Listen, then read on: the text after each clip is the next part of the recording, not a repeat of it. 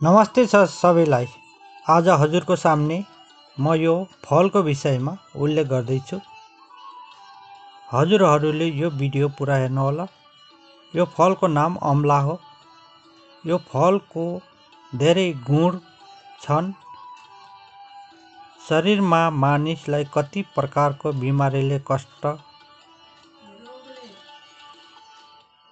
पाएका हुन्छन्, त्यसको लागि पनि यो फलको औषधि रामबाण हो। पहिला यो फल टिपेर अनि धोएर पानीमा उमाल्नुहोस्।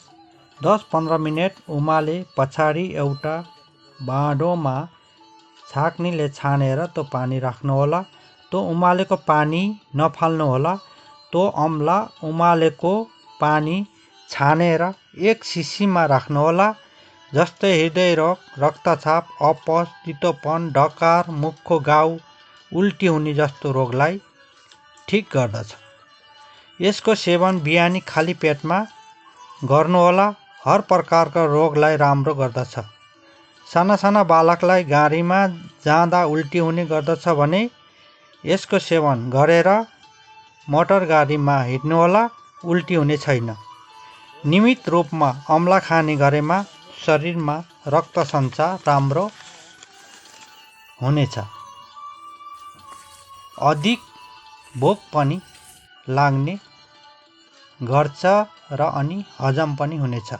यो अमला 2 दिन जति सुकाएर एक सिसीमा अचार बनाएर राख्नुहोला। त्यो अचार खाना खाने समयमा प्रयोग गर्न सकिन्छ। तपाईहरूलाई यो भिडियो अमलाको विषयमा कस्तो लाग्यो जानकारी दिनुहोला। प्रयोग गरेर हेर्नुहोला अनि भिडियो सेभ पनि गर्नुहोला। धन्यवाद।